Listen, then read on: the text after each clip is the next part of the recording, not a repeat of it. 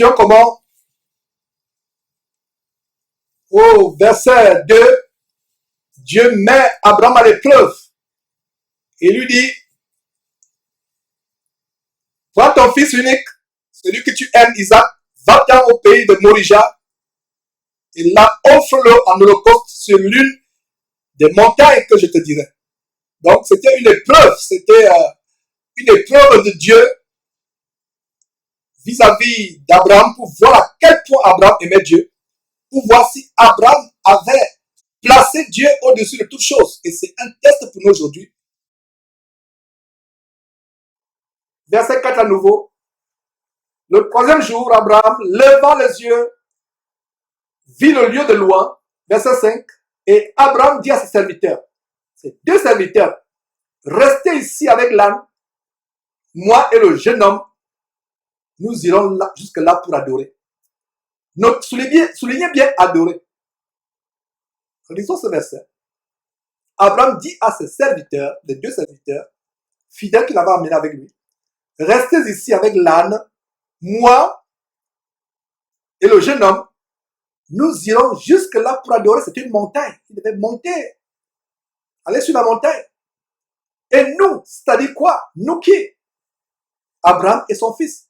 Nous reviendrons après vous dire, nous, mes frères et sœurs, quelle merveilleuse révélation sommes sur le point de partager ici. Soulignez très bien le mot. Pour adorer. Voici comment, mes frères et sœurs, pour la toute première fois dans la Bible, le mot adorer ou adoration est mentionné. Lisez votre Bible. Voilà. Première fois, vous voyez le mot adorer pour la première fois. Qu'est-ce que ça nous montre, mes frères et sœurs? Et d'ailleurs, non seulement c'est la première fois que cela est mentionné, c'est en relation avec quoi? Offrir en sacrifice à Dieu ce qui est cher et précieux à nos yeux. Voilà. Le mot adoration et un autre mot pour adoration, c'est louange. Les deux mots sont interchangeables. Pour la première fois, la toute première fois dans la Bible, le mot adorer ou adoration est mentionné. Et c'est en relation avec quoi? Quelqu'un qui va sacrifier quelque chose qui lui est cher, très précieux. Aujourd'hui, dans ces soi-disant églises, des fausses églises, qui ne sont en réalité que des morgues évangéliques, des salles d'embarquement pour l'enfer, les gens parlent d'adoration, parlent de réunions d'adoration, réunions de louange, conférences de louange, conférences d'adoration. Ici, Abraham se rendait à une réunion d'adoration avec Dieu. Et en quoi consistait cette adoration? Mes frères et sœurs, aller offrir un sacrifice à Dieu, ce qui lui est plus cher, plus précieux sur la terre, son fils Isaac. Voilà la révélation sur la véritable adoration. Abraham ne s'est pas rendu à la montagne de Morija avec des tambourins, des tam-tams et toutes sortes d'instruments de musique pour aller claquer les mains, sautiller, se trémousser, tournoyer le derrière en guise d'adoration, mes frères et sœurs. Il n'a pas fait cela. Cela aurait été très facile, n'est-ce pas? Cela aurait été très facile. Allons adorer. On va en claquer les mains, on danse là, les rythmes, le dombolo, on est là, on sautille. C'est facile. Regarde les vidéos qu'on poste sur Jésus-Christ TV. Des choses abominables. Des véritables boîtes de nuit, maisons de joie. Non! Ça aurait été facile. Allons adorer. Ouais, ils sont souriants. Ils rentrent là. Frère, c'était chaud ce soir. Le Saint-Esprit agit. La chair qui agit, c'est pas le Saint-Esprit. Ne blasphème pas. Beaucoup de frères ont blasphémé sans s'en rendre compte. Le Saint-Esprit, c'était chaud, frère. Samedi prochain encore, il serait là. Et en que temps, il y a les clins d'œil. Quand on se lance les frères et sœurs dans l'assemblée, ça termine dans la fornication. J'ai fait ces mêmes choses. Il dit, Georges, comment tu connais très bien ces choses? J'étais dedans. Après, ça termine dans la fornication. C'est pour ça qu'on parle de boîte de nuit. Vous savez, vous qui êtes encore dans ces endroits, vous ne voulez pas partir de ces endroits, vous savez de quoi je parle. On dit la vérité. Vous savez, même toi qui me regardes actuellement, tu sais que je dis la vérité. Si tu es honnête, quand le téléphone appelle pour dire que non, Georges, vraiment là, je suis touché, c'est vrai. Et repens-toi et demande pardon à Dieu. Pas à Georges, à Dieu. Voilà. Abraham ne s'est pas rendu sur la montagne de Morija pour claquer les mains, danser, sautiller. La première fois que le mot adoration, adorer, Viens dans la Bible. C'est pour ça que je vous ai dit, le livre de Genèse, c'est le livre de tous les commencements. Commencement de l'adoration de Dieu. Ça commence avec quoi? Sacrifier quelque chose qui t'est cher. T'être débarrassé. Dire, Seigneur, je te donne ceci. Ça m'est cher, mais ça en vaut la peine. Voilà l'adoration. Voilà ce qu'est l'adoration. Vous avez la réponse ici. Quand Abraham dit, nous allons adorer. En quoi consistait cette adoration? Vous avez la réponse. C'était aller offrir ce qui est le plus cher dans sa vie. Offrir son fils unique qu'il a eu, ayant près de 100 ans. Voilà ce qu'est l'adoration véritable. Et très peu sont les chrétiens qui pratiquent cette véritable adoration. Spirituelle, l'adoration spirituelle. À partir d'aujourd'hui, vous aurez peur de dire je vais adorer. Vous aurez peur de dire je vais louer Dieu. C'est terrible, mes frères et sœurs. Quand on dit aux femmes de se voiler la tête, regardez un petit exemple. On dit aux femmes de se voiler la tête avant de prier. Certaines femmes charnelles et rebelles, comme celles qui ont des vidéos abominables sur YouTube. Ces femmes charnelles et rebelles font passer l'exhibition de leurs faux cheveux, de leur bling-bling, de leur perruque avant l'obéissance à Dieu. Leur coquetterie est plus importante que Dieu. Incroyable. D'ailleurs, leur coquetterie, c'est leur Dieu. Là où se trouve ton cœur, là où se trouve ton trésor. Vous passez plus de temps devant le miroir qu'avec votre Bible ouverte. C'est normal que votre coquetterie soit votre Dieu. L'adoration contrefaite aujourd'hui, frelatée, j'expose une adoration satanique dans cette assemblée qu'ils appellent l'Église. L'adoration contrefaite, frelatée aujourd'hui par le diable, qui consiste à se tournoyer et à se trémousser, à tournoyer au derrière, au rythme des roulements de batterie, de ronronnement de guitare basse, ou de miaulement des chantresses habillées comme des prostituées, qui veulent chanter comme les Lara Fabian ou Céline Dion ou Rihanna. Tout cela n'est que la poubelle aux yeux de Dieu. C'est la poubelle. C'est la poubelle, mes frères et sœurs. Comparé avec l'adoration d'Abraham qui consiste à aller sacrifier ce qui est plus précieux. C'est une manière de déclarer à Dieu, Seigneur Dieu, il n'y a rien sur cette terre que j'aime plus que toi. Voilà l'adoration. À partir d'aujourd'hui, voilà l'adoration. Voilà les adorateurs que le Père demande. Le Seigneur Jésus-Christ, parlant à la femme samaritaine au bord du puits, en Jean chapitre 24, lisons à partir du verset 22 jusqu'au verset 24, Dieu est esprit. Il faut que ceux qui l'adorent en esprit, en vérité. L'heure viendra où ce ne sera plus cette montagne, ni à Jérusalem, ni à votre camp de concentration le dimanche, que vous irez adorer. Ah, mes frères et sœurs, j'ai la chair de plomb. Moi, je vous partage cela. J'ai la chair de plomb. Regardez comment Dieu, à travers Jésus-Christ, nous montre l'adoration véritable. Donc, Jésus-Christ, en parlant à la femme samaritaine sur le bord du puits, met en relation avec ce que nous sommes en train de voir à ce verset au chapitre 22 de Genèse. L'heure vient où les vrais adorateurs adoreront Dieu en esprit, en vérité, en esprit. Tu as l'esprit brisé parce que tu t'es débarrassé de quelque chose que tu avais placé devant Dieu. En esprit, ton esprit est brisé.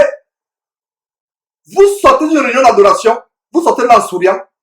C'était la chair, c'était la bordellerie spirituelle que vous êtes allé faire. Ce n'est pas Dieu. Vous sortez de l'union de prière, vous sortez, quelqu'un vous regarde même comme ça, il dit, mais qu'est-ce que tu as en deuil? Non, parce que tu es parti remettre à Dieu à cette réunion, et ça peut se passer dans votre chambre. Vous vous tirez pendant 2 jours, 3 jours, vous gênez, quand vous sortez de là, votre visage est triste, parce que vous avez eu du mal à vous séparer. Alors quand je suis ris parce que je pense encore la vidéo de mon épouse, il y a quelques jours.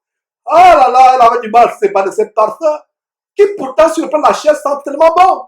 Mais elle avait les larmes aux yeux. Je dis, Seigneur, c'est pour toi que je me sépare de cela. C'est pénible, ce n'est pas joyeux. Il y a des sœurs. Prenons une pause, mes frères et sœurs. Prenons une pause.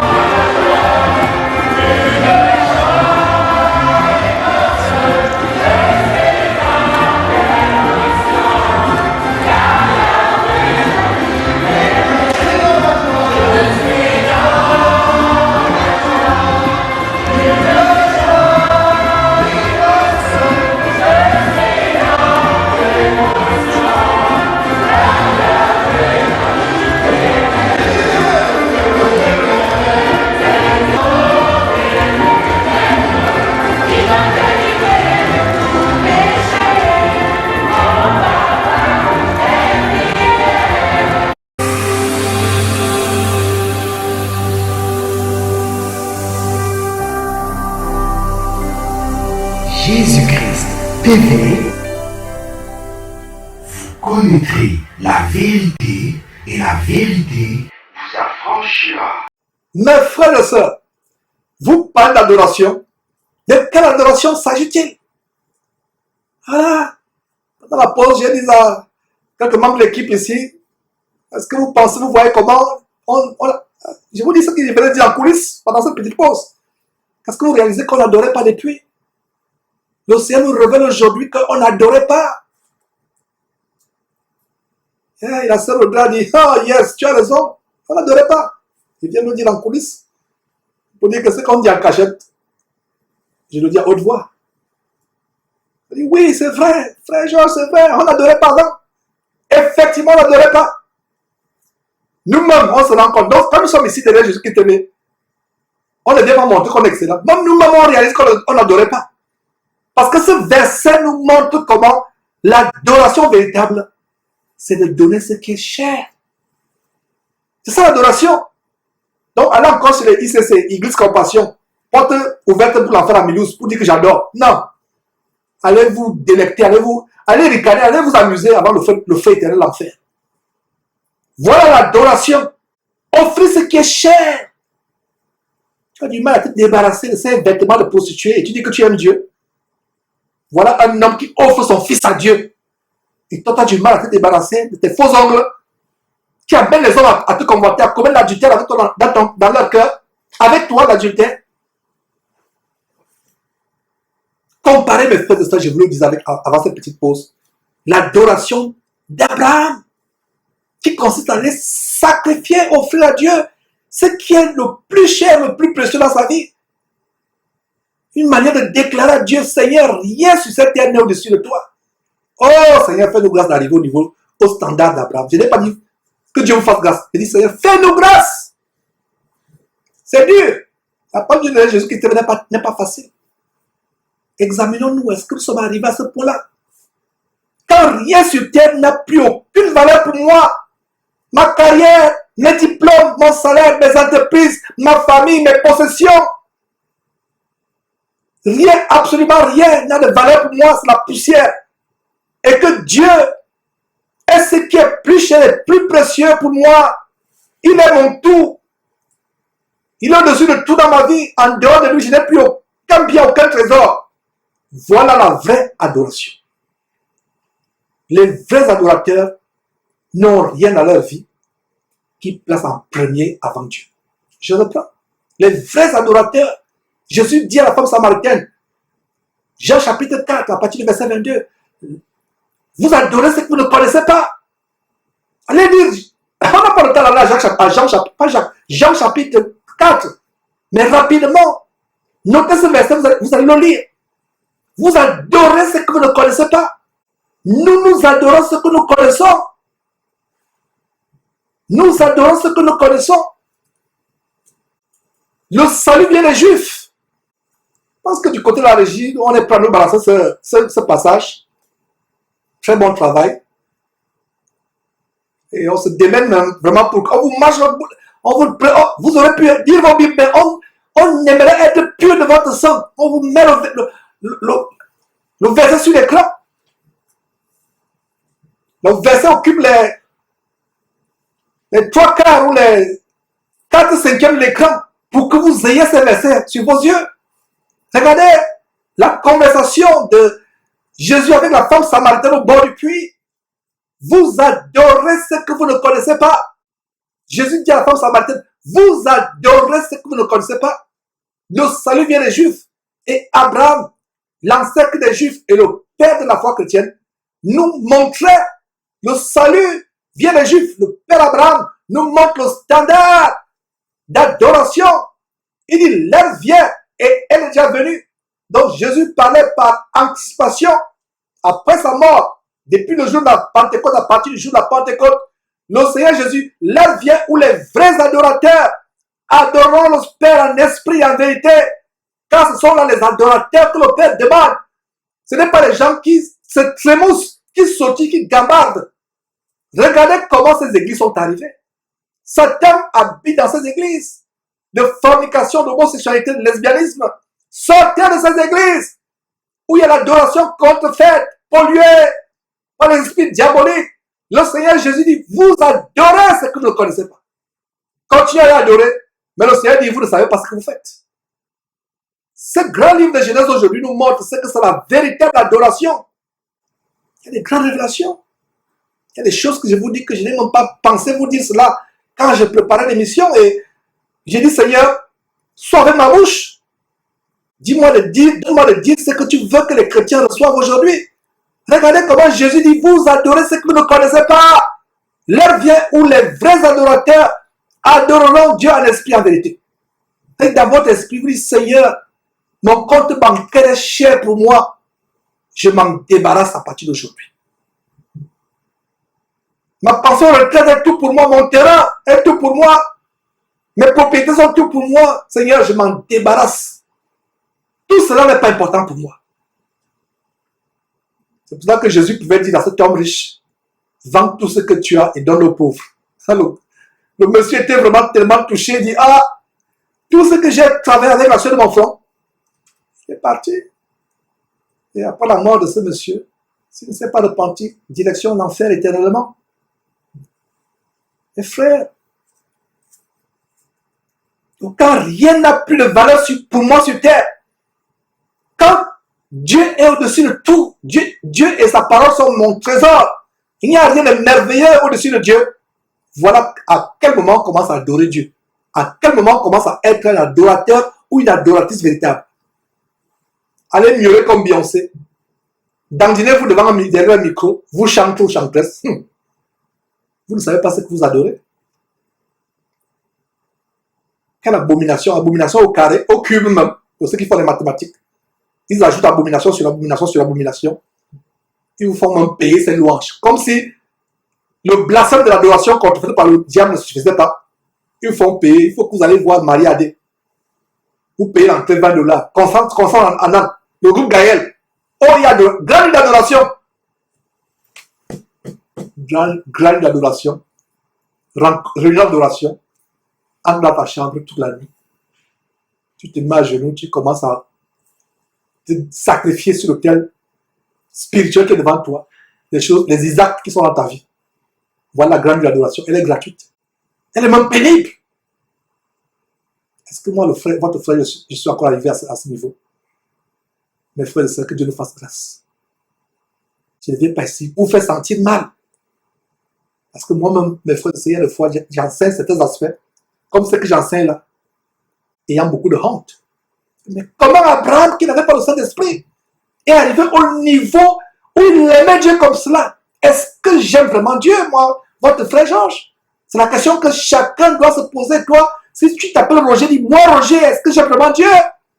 Si tu as une sœur qui s'appelle peut-être Catherine, est-ce que moi, Catherine, j'aime vraiment Dieu?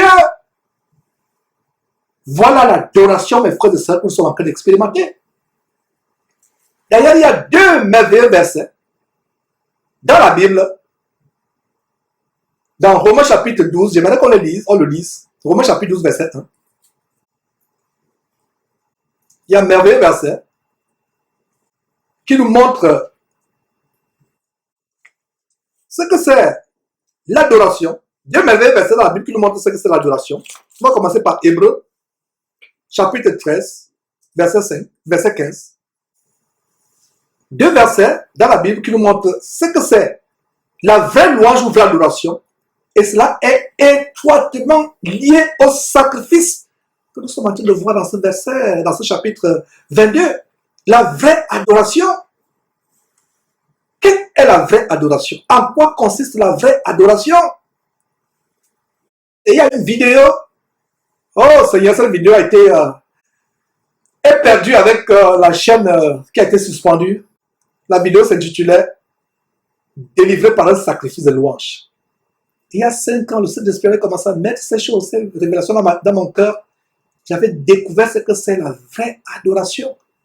Mais je ne savais pas à quel point cela était plus profond aujourd'hui. Je n'avais jamais lié la vraie adoration avec le sacrifice d'Isaac par Abraham. Je n'avais jamais fait le point. 5 ans après, la révélation tombe. Pourtant, il y avait une vidéo tellement édifiante de 15 minutes environ sur la chaîne qui a été fermée, Jésus-Christ TV, qui a été fermée. Je ne sais pas si quelqu'un peut avoir cette vidéo et me l'envoyer, délivrée par un sacrifice de louange. L'émission d'aujourd'hui, c'est un véritable complément. Donc, on va en profondeur. Et il y a de cela 5 ans. Quel 5 ans? C'était 2011. Oh, 7 ans, pas 5 ans. C'était en 2011. Donc, il y a 7 ans, j'ai démontré déjà comment la louange véritable, c'est un sacrifice. La louange véritable, quand vous sortez de là, vous avez mal au cœur. Vous avez l'impression que c'est une main que vous avez coupée. Le Seigneur Jésus dit, si ta main droite est pour toi une occasion de chute, coupe-la. Tu la coupes et tu dis, Seigneur, voilà la main qui m'empêchait d'être en relation avec toi. Tu l'offres à Dieu. Voilà le sacrifice. Jésus dit, si ton œil doit être pour toi une occasion de chute, cette œil que tu utilises pour voir la pornographie sur Internet, sur YouTube ou sur Facebook ou sur WhatsApp, de plus en plus les vidéos sur WhatsApp sont tellement polluées. Au point, s'il vous plaît, avant d'ouvrir une vidéo sur WhatsApp, demandez à l'envoyeur de quoi il s'agit. De quoi s'agit-il? Ne vous précipitez pas d'ouvrir une vidéo sur WhatsApp. Ça peut être une flèche enflammée du malin pour t'affliger. Ou pour mettre la semence de la démon sexuelle dans ton cœur. Alors que tu avais décidé vraiment d'être chaste, de voir une petite vidéo qui révèle l'essence. Et voilà, la chair commence à palpiter. Terrible, mes frères et sœurs. Faisons attention, le diable est malin, il nous hait. Donc, avant d'ouvrir une vidéo sur le WhatsApp, demandez à la personne de quoi s'agit-il. Hébreux chapitre 13, verset 15, nous montre un détail de la louange, le genre de louange que nous voyons ici. Qu'est-ce que nous lisons? Par lui, par qui? Par Jésus-Christ, par lui, Hébreux chapitre 13, verset 15, par lui, c'est-à-dire par Jésus-Christ, le Fils de Dieu, offrons sans cesse à Dieu quoi? Un sacrifice de louange, c'est-à-dire le fruit des lèvres qui confessent son nom. Il n'est pas des lèvres qui chantent des cantiques, des lèvres qui confessent son nom. Vous dites, Seigneur, toute ma vie, ce sexe que tu as mis entre mes jambes a été pour moi mon Dieu toute ma vie. Seigneur, je me débarrasse de ce faux Dieu. Je le coupe et je viens à toi. Au sens figuré. C'est vrai qu'il y a des gens dans la Bible qui sont devenus même uniques, qui sont castrés naturellement, physiquement, biologiquement pour gagner le royaume de Dieu. Mais ce n'est pas moi de vous conseiller cela sur cette tribune. Tout ce que nous faisons, c'est spirituel. Cette main que j'utilise pour voler, pour tricher, cette langue que j'utilise pour maudire, pour insulter, vous la coupez, vous sacrifiez. Voilà la véritable loi. Je vous dis, Seigneur, je ne veux plus faire ceci. Je t'offre ce que j'avais de plus cher dans ma vie. Mon travail est devenu un Dieu pour moi. Je te l'offre, Seigneur Dieu. Donc, par lui, par Jésus-Christ, verset 15 de Hébreux chapitre 13, par lui, par Jésus-Christ, offrons sans cesse. Offrons comment? Sans cesse. Sans cesse. Offrons sans cesse à Dieu un sacrifice de louange. Regardez comment la louange est associée à un sacrifice. Un sacrifice fait mal. Si ça ne fait pas mal, ce n'est plus un sacrifice. Si ça ne fait pas mal, ce n'est pas un sacrifice. Est-ce que vous comprenez très bien comment, dans Hébreux chapitre 13, verset 15, l'adoration ou la louange sont associées à la douleur, au sacrifice. C'est la même douleur qu'Abraham expérimente quand il va sur cette montagne, la montagne de Morija, pour sacrifier son fils Isaac. Voilà la louange, c'est un sacrifice. C'est pour ça qu'Abraham a dit à ses deux serviteurs, le jeune homme et moi, nous irons là-bas pour adorer et nous allons revenir. Mes frères et sœurs. Et moi, chapitre 12, deuxième verset qui nous montre comment la louange est associée à la douleur. À renoncer à quelque chose de manière douloureuse. C'est un sacrifice. Un sacrifice fait mal. Un parent qui se sacrifie pour l'éducation, pour la subsistance de ses enfants, c'est un sacrifice. Il travaille matin, midi, soir. Des fois, il donne la nuit au travail pour que les enfants aient à manger. Ça fait mal. Pendant que tous les autres dorment et ronflent. Mais lui travaille pour ses enfants, c'est un sacrifice. Un soldat qui va en guerre pour son pays, c'est un sacrifice. Il peut rentrer de cette guerre étant dans le cercueil.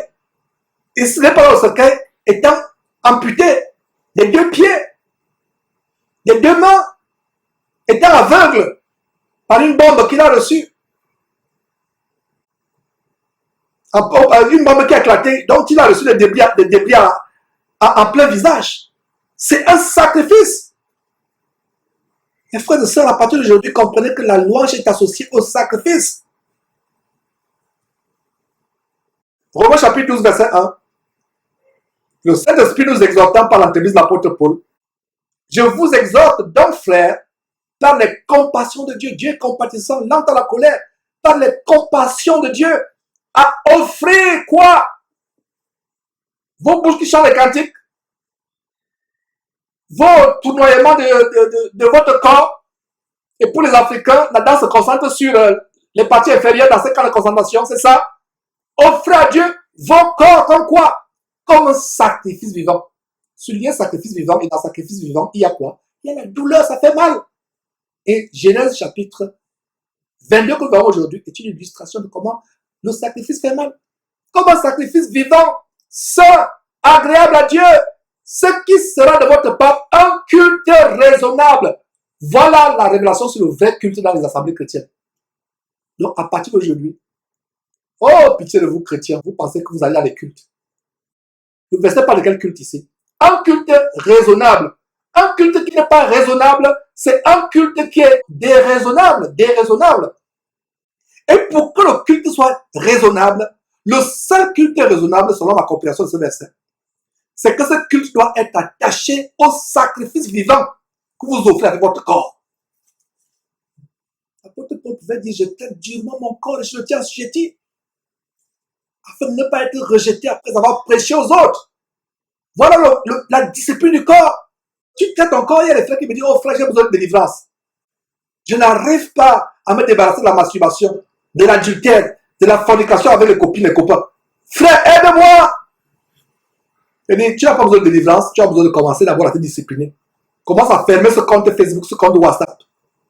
Commence à ne pas aller, fais une semaine sans aller sur YouTube. Fais 2 semaines, 1 mois sans aller sur Facebook, sur YouTube. Tu vas voir comment la fornication va diminuer. Parce qu'aujourd'hui, même les chrétiens n'ont plus besoin de faire la fornication physiquement.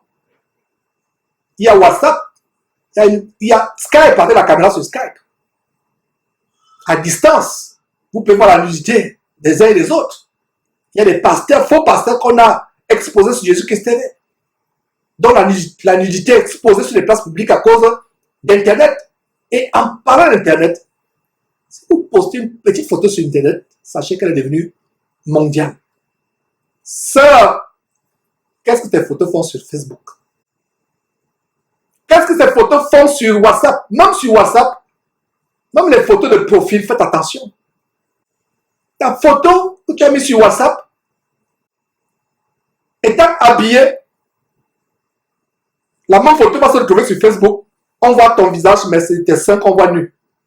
Mais comment se fait-il que cette photo que j'ai mise sur WhatsApp, il n'y a pas mes seins nus? On ne voit pas mon sexe, mais mes seins et mon sexe sont nus. Sœur, ta photo de WhatsApp a été photoshopée, quelqu'un a mis ça sur Facebook. C'est des cas qui sont arrivés, ça peut vous faire sourire. Qu'est-ce que ta photo fait sur Facebook? Sur WhatsApp? Mais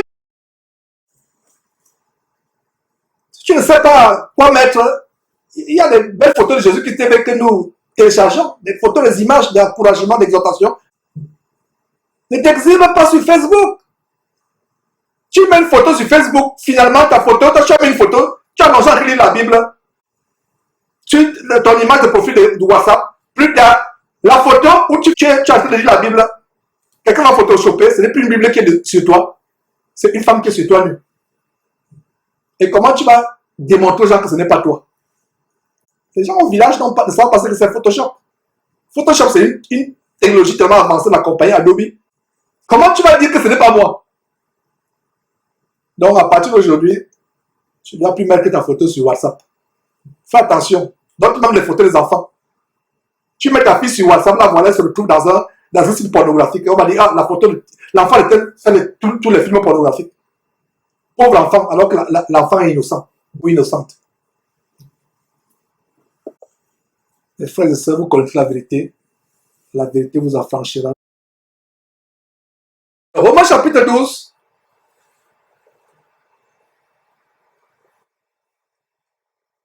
verset 1. Je vous exhorte donc, frères, par les compassions de Dieu, à offrir vos corps. Ces gens qui vous enseignent les évangiles de mort, savoir que Dieu ne regarde pas le cœur. Lisez ce verset, dis-moi si c'est cœur. Si votre Bible a cœur, je vous dirais que vous avez peut-être une des Bibles des homosexuels, King James ou Lady Diana. Vous avez la Bible des Mormons. La vraie Bible dit corps, C-O-R-P-S, corps. Donc votre faux pasteur qui veut vous gruger, vous retenez captif, ou captif dans son camp de concentration qui mène à l'enfer. Là on dit, ah, ce gars de Jésus qui était là, comme si le gars de Jésus qui était qui a écrit la Bible. Dites-lui que Dieu ne regarde pas le corps, Dieu regarde le cœur. Le verset dit quoi? Je vous exhorte donc, frères, par les compassions de Dieu. Ça veut dire que n'abusons pas de la compassion de Dieu. N'en faisons pas une licence, un permis pour pécher. La compassion de Dieu doit nous amener à offrir nos corps comme un sacrifice vivant, saint, agréable à Dieu. Et pour que le sacrifice soit un vivant, saint, agréable à Dieu, c'est le corps que nous offrons en sacrifice. Ça fait mal, c'est douloureux. Cette langue qui t'amène à faire le commérage, le Congo-ça, comme on dit en Afrique, à pointer les gens dans le dos et mal parler de quelqu'un que soit votre collègue, votre patron. Et dans les milieux d'entreprise, c'est vraiment la plus grande gangrène. Le cancer numéro 1 dans le domaine des entreprises, le domaine des compagnies, des sociétés, le cancer numéro 1 dans le milieu du travail, c'est le commérage. Pointer les gens dans le dos. Et si vous voyez quelqu'un qui s'associe avec vous pour mal parler d'un collègue, sachez que quand vous partirez, le prochain collègue avec qui il parlait, il faisait commérage, c'est vous qui serez l'objet. Partez de là, fermez vos oreilles. Vous êtes dans une université, un camarade commence à mal parler du professeur, qui est une autorité. Vous êtes dans une famille où un frère ou un cousin commence à parler mal d'un parent dans cette famille. N'écoutez pas, reprenez la personne. Il y a même des rencontres, vous voyez, même des chrétiens qui sont en train de critiquer le président d'un pays. La Bible nous dit quoi? Critiquer les autorités de vos pays? Non, prions plutôt pour elles. Le commérage. Donc ta langue t'amène à faire le commérage, à insulter, à maudire les gens. Cette langue-là doit être faite en sacrifice à Dieu. Coupe-la! Et ce sera quoi? Un sacrifice vivant, saint et agréable à Dieu. Et voilà comment s'entraîne quoi? Nous sommes au verset 1 de Romains chapitre 12 pour ceux qui ne le savent pas. S'entraîne un culte raisonnable. Vous voyez donc mes frères et sœurs à ce niveau, comment le mot culte a été banalisé, a été vulgarisé. Ah, je vais au culte. Vous allez là au quartier dimanche, là, dans les quartiers africains. Vous avez votre grosse Bible là, avec la pochette en cuir. Vous êtes fiers, vous êtes là. Vous parlez, ah, bonjour, hey, Georges, où vas-tu? Ah, frère, je vais au culte ce matin. Et la personne nous dit aussi, oh, prie pour nous, prie aussi pour nous, nous qui n'allons pas là, prie aussi pour nous. Non, non, non, non, non. Georges, ou ma soeur, ou mon frère qui m'écoute, le vrai culte, c'est quoi? C'est tu offres ton corps en sacrifice. Et ça se passe dans ta chambre. Oh, les bâtiments, les églises bâtiments. Quelle ruse de Satan. Et des gens disent que nous enseignons les hérésies. Voilà, Paul Dieu devant vous, examinez. Dites-moi qui dit la vérité. Ou si c'est la Bible qui dit la vérité, ce que je vous enseigne, ou si c'est les faux pasteurs qui disent la vérité. Cessez d'appeler n'importe quoi culte. Regardez comment nous avons blasphémé. Je me rends compte, est-ce que vous vous rendez compte à quel point nous avons blasphémé en appelant culte ce qui n'est pas culte, en appelant louange ce qui n'est pas louange, en appelant adoration ce qui n'est pas adoration. Et nous avons blasphémé contre quoi? Nous avons blasphémé contre le Saint-Esprit. Que Dieu ait pitié de nous. Est-ce que vous voyez comment c'est terrible les choses que nous sommes en train de découvrir? Que dit Galates chapitre 1, à partir du verset 7? Quand bien même un ange de Dieu, même un apôtre comme Pierre et Jean, enseignait les choses contraires à ce que Dieu a enseigné, qu'il soit un sujet de malédiction extrême. Donc, quelqu'un vous enseigne un culte qui n'est pas culte. Quelqu'un vous enseigne une adoration qui n'est pas adoration. Qu'est-ce qui a inspiré cette parole? C'est le Saint-Esprit qui a inspiré cette parole. Donc, quand vous blasphémez contre ce que le Saint-Esprit enseigne comme culte raisonnable, comme vraie adoration, comme vraie louange, c'est un blasphème contre le Saint-Esprit. Imaginez comment peu de personnes iront au ciel. de personnes iront au ciel. Même moi qui vous enseigne cette parole, chaque jour je dis, Seigneur, fais-moi grâce. Fais-moi grâce. Si je vais au ciel, je serai surpris. Si je vais en enfer, je ne serai pas surpris. Je reprends. Soyez choqués si vous voulez être choqués. Mais je dis la vérité. Si je vais au ciel, je serai tellement supérieur. Oh Seigneur, j'ai fait... I made it, comme on dit aux États-Unis. I made it. Enfin. Et ça peut vous faire choquer.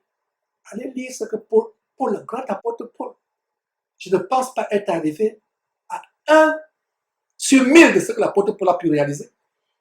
Mais le grand apôtre Paul, qu'est-ce qu'il dit en Philippiens chapitre 3, disant à partir du verset 13 au verset 12.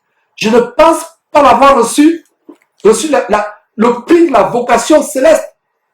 Mais il fait une chose, oubliant ce qui est en arrière, se portant vers ce qui est en avant. Il court vers le but.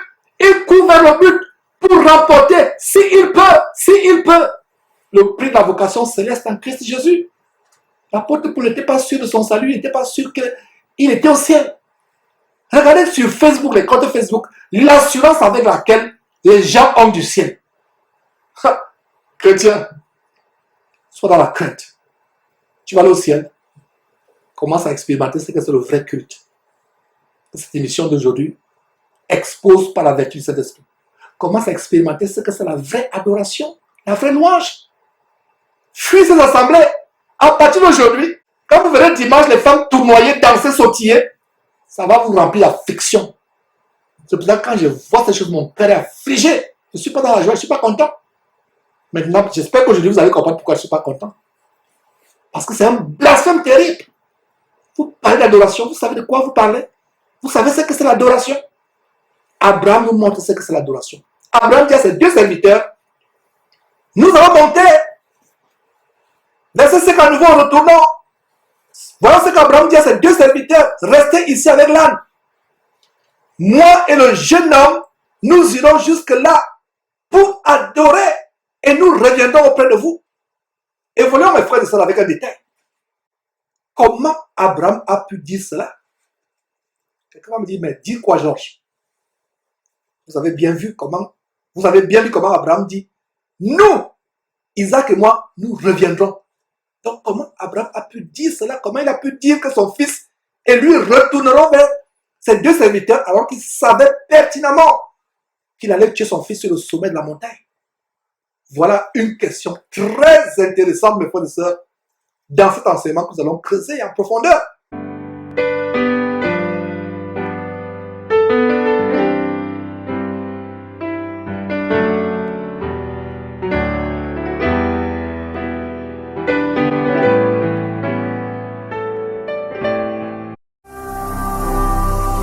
Ne manquez pas de vous abonner à notre chaîne YouTube Jésus-Christ TV, en cliquant sur le bouton s'abonner, juste au bas de la fenêtre de cette vidéo.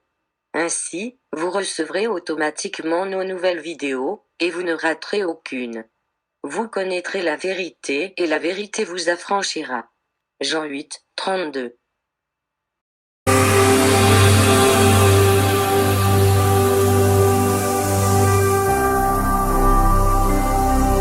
Jésus-Christ TV, vous connaîtrez la vérité et la vérité vous affranchira.